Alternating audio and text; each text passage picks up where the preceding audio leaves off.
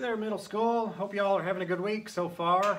Sure miss seeing you up here at school. It is not the same without you at all.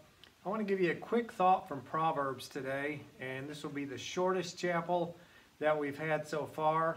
Proverbs 27 and verse 7 says, "The full soul loatheth an honeycomb, but to the hungry every bitter thing is sweet."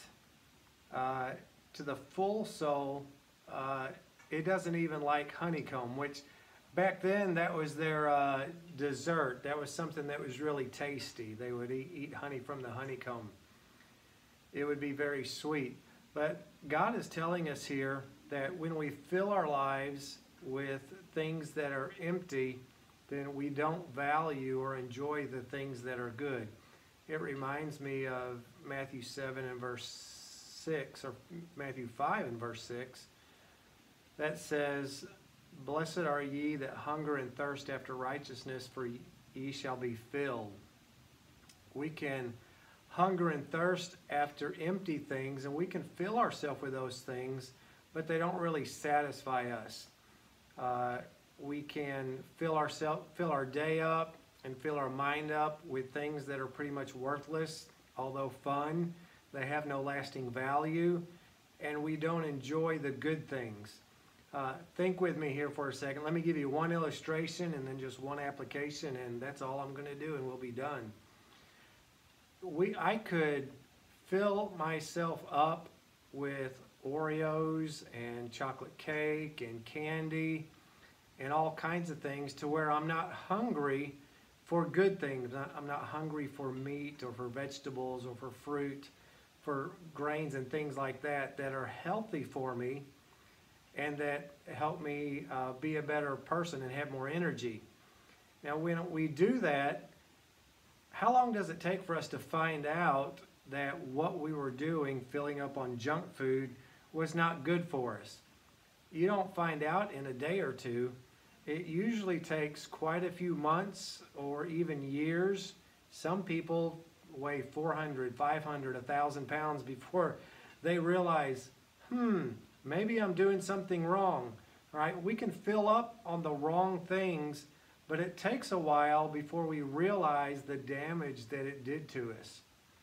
Young people, if you are filling up your day with empty and worthless things without putting any good things into your life, you're not going to notice the damage that you're doing to yourself right away. It's going to be quite a while down the road before you realize that, wow, I'm 1,000-pound emotional slob, or I'm a 600-pound worthless mental slob because I didn't learn anything, or I am a spiritual fat, lazy person because I never got in touch with God. All right, so what God is saying here, don't fill your days up so much that you do not take time to value the good things.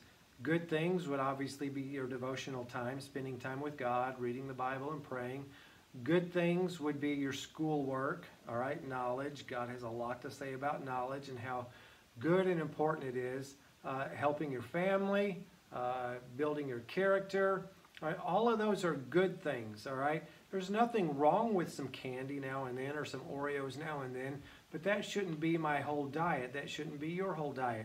There's nothing wrong with video games or Instagram or whatever fun things that you do, but that shouldn't be your total diet, all right? So let me just encourage you young people, don't fill yourself up on empty things. Put some things of value into your life. There's just something satisfying about getting your schoolwork done. There's something satisfying about knowing the material when it comes time to take your test. There's something satisfying at the end of the day knowing that you spent part of that day with God, the Creator, with Jesus, your Savior, and communing with Him. There's just something satisfying about those things that you won't find in the empty and worthless things that we do. All right, so let me encourage you, just take some time out of your day to fill yourself up with good things. Don't get so full with bad things or with useless things that we don't and partake of the good things that are going to be good for us, that are going to do us some good. So I hope that thought helped you. As usual, if you got to watch this and you're still watching it now, just send me a text. Tell me where we were at. That was Proverbs 27 and verse 7, and maybe a thought or something you got out of it.